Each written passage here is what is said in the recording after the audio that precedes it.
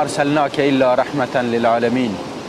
ای محمد، ما تو را مبعوث نکردیم مگر اینکه مایه رحمتی باشی برای جهانیان.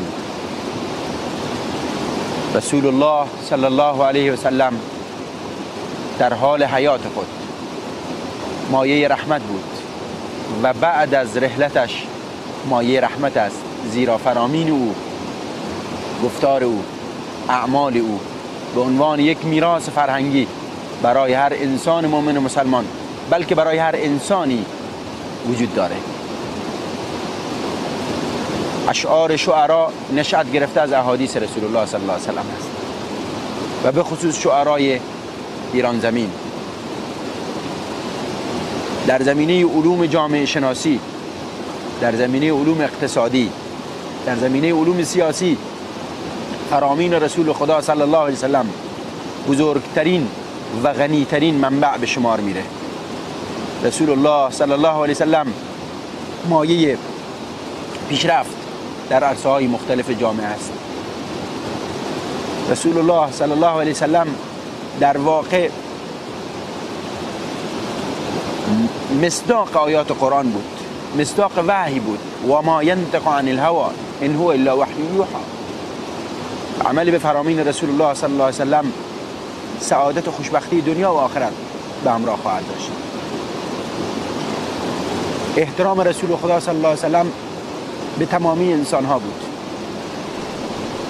یهود، مسیحی، عذر میخوام، هر انسانی، حتی حیوانات. توصیه میکرد مبادا بر حیوانات بار اضافه بر توان و طاقتشون حمل کنید، مبادا حیوانات را شکنجه بدهید، مبادا حیوانات را زندانی کنید و آنها را به کشتن بدهید، مبادا حیوانات رو به قصد در واقع تفریح حیوانات را شکار کنید و قصد خوردن گوشت اونها را نداشته باشید. همه اینها رسول الله صلی الله علیه و سلم حرام اعلام کرد. نمونه بارزی این حادثه احترام به یهودی در این حادثه برای همه روشن میشه. حادثه ای که انس بن مالک ذکر میکنه برامون رضی الله عنه، خدمتگزار رسول الله صلی الله علیه و سلم. میگه من 10 سال خدمتگزار رسول الله صلی الله علیه و سلم بودم. رسول الله صلی الله علیه و سلم در این 10 سال میگه به کاری که من انجام دادم نگفت که چرا این کار رو انجام دادی، یا اگر کاری انجام ندادم نگفت چرا این کار رو انجام ندادی. و در واقع نماد یک انسان کاملی بود برای انسانها در دنیا.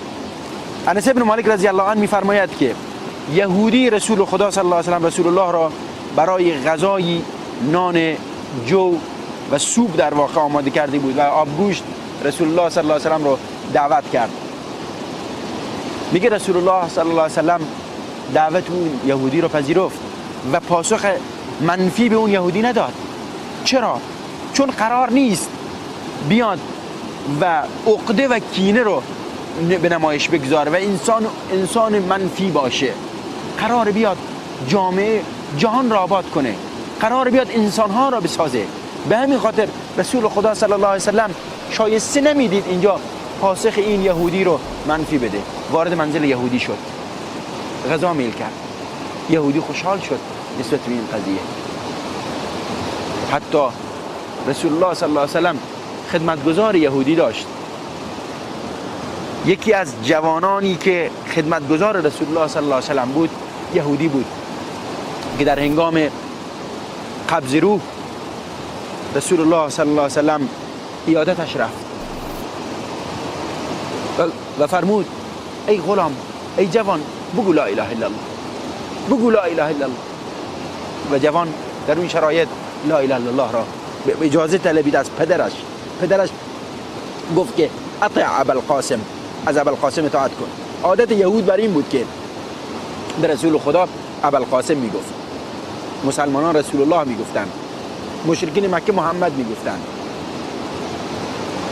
و اون جوان میگه کلمه شهادتین رو به کار برد و لا اله الا الله گفت. این نمونه از اخلاق رسول الله.